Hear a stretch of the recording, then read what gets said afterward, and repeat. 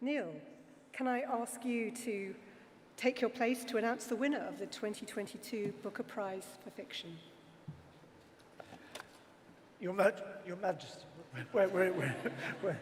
Your Majesty, ladies and gentlemen, the Booker Prize exists to proclaim the power of the book to change lives and possibly even to change the world.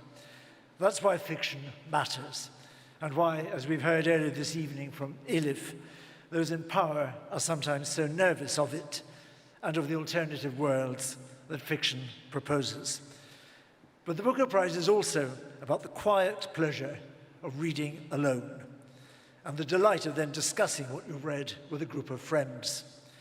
And as judges of this year's Booker Prize, we've enjoyed both, and in unprecedented measure. It might well be asked today, who needs the excitements and fantasies of fiction when every day we have the incomparable excitements and fantasies of British politics? But the global disruptions of the last few years, the reality of pandemic, war, and social conflict have paradoxically given new edge to the imagined world in which writers explore what it means to be alive today. We believe, and you've all now had a chance to see, that every one of our shortlisted books would be a worthy winner. In different ways, each of them is asking the same question. What is the ultimate value of one individual life? The book that we've chosen takes readers on a journey at once horrific and humorous, beyond life and beyond death, to the world's dark heart. And there, astonishingly and encouragingly, we find tenderness, laughter, loyalty, and love. The winner of the 2022 Booker Prize is The 7 Moons of Mali Almeida. Thank you. Thank you so much, Neil MacGregor.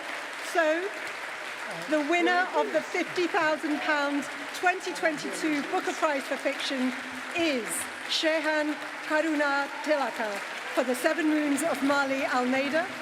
And we've managed to get you to the stage now, where Her Majesty, the Queen Consort, will award the trophy. Coming up to the stage now. And a handshake from the chair of judges and a hug from Neil MacGregor. And now the trophy from the Queen Consort.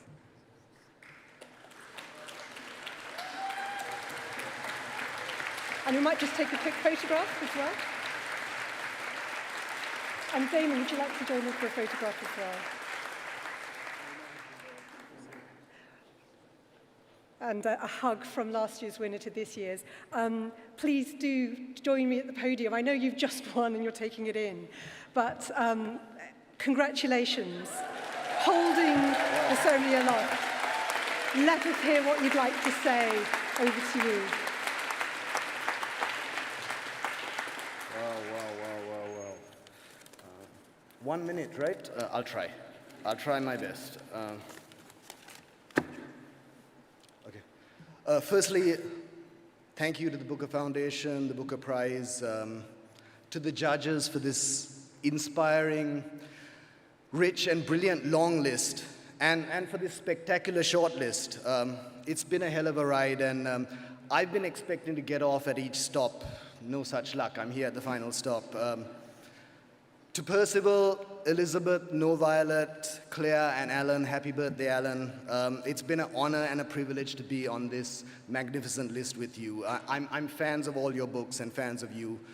And without meaning to sound trite, we are all winners for being part of this magnificent short list, though perhaps I might pocket the extra cash, if that's okay. I was wondering, can I get that in crypto? Just because the British pound is doing marginally better than the Sri Lankan rupee at the moment, but let's talk later, that's fine.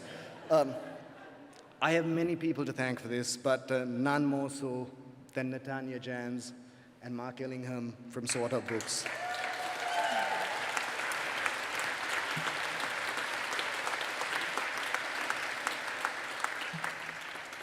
You guys took this on when other publishers found this book weird and difficult and strange, which of course it is.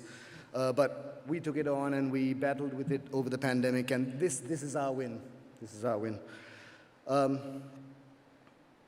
I have to thank David Godwin, Kanishka Gupta, Rebecca Weirmouth, Ruth Killick, Philippa and her team, and of course Manasi Subramaniam, Chiki Sarka, Faiza Khan, and Mohammed Hanif, who have advised me and guided me over the years.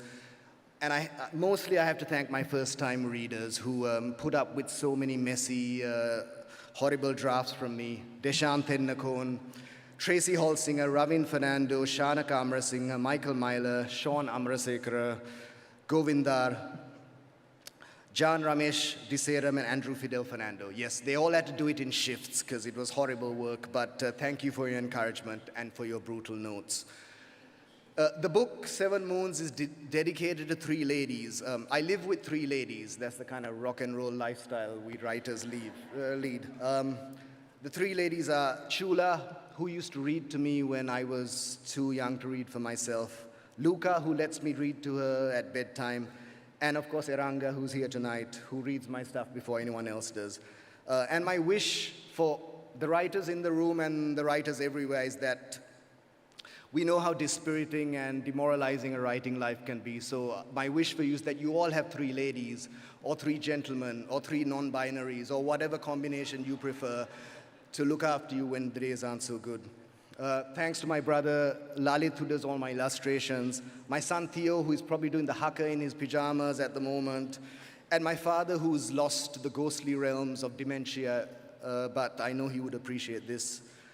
To Russell and Sunita Tennakon for their generosity and love, and of course, my lawyers, who are almost as important as the 3 ladies. Aftab Aziz, Datika Vikramanayaka, maybe you should start charging me now.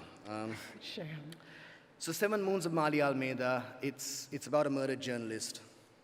And I was going to do it Percival Everett style. I was going to read the names of all the journalists, the activists, the politicians, the civilians, the innocents who have been murdered by the state or by those opposing it in my lifetime in Sri Lanka. But if I had done that, we'd be here all night. So I was going to read the names of the obituaries from 1989 when the book was set. Activists like Richard de Soisa, Dr. Rajini Tirunagama, and Daya Patirana, who featured in this book.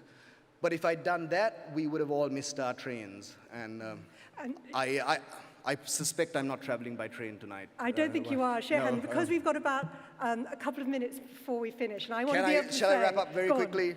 Sorry. No, go on. Okay, sorry. How many minutes have we got? 7 moons? Well, it's less than 2 minutes. I was going to ask you one question, but please finish. Do you want to ask me the question? Okay, let me just say this. My hope for 7 Moons is this, that in the not too distant future, 10 years or as long as it takes, that it is read in a Sri Lanka that has understood that these ideas of corruption and race baiting and cronyism have not worked and will never work, and that it is read in a Sri Lanka. Well, I hope it's in print in 10 years, but if it is, I hope it's read in a Sri Lanka that learns from its stories, and that 7 Moons will be in the fantasy section of the bookshop and will not be mistaken, next to the Dragons and Unicorns, will not be mistaken for realism or political satire. But let me just finally say to the people of Sri Lanka, this is all I want to say. Me pota mang ogalanta liuwe meka dinumak rata parajaya vela inna kaleka meka dinumak ළඟදී අපි නැමිමිට පැරදුනා කමක් නැහැ. අද ලංකාවේ මිනිස්සුන්ගා දුක් විඳිනවා. ඒ දුක් මිදින්න මට ආයුධ නැහැ. ඒත් මේ ජයග්‍රහණය අපි පිළිගමු. දැන් අපි කොහොම හරි ලෝක T20 කුසලානය දිනාගමු. ඇයි බැරි? We got the cricket reference in there. I'm afraid. Yes. ඉලංගේ සොන්දංගලේ එමදෙස් කදේ හලේ කූරුවෝම් කූරෙක්කොණ්ඩේ ඉරුප්පෝම්. Thank you, Stuti Jayaveva Nandri. Fantastic. Shehan Karuna Tilaka. Congratulations, the winner of the 2022 Booker Prize for Fiction. Thank you all for being with us tonight for this wonderful night. Join us for more Front Row tomorrow at our usual time of 7:15. Good night. So, thank you.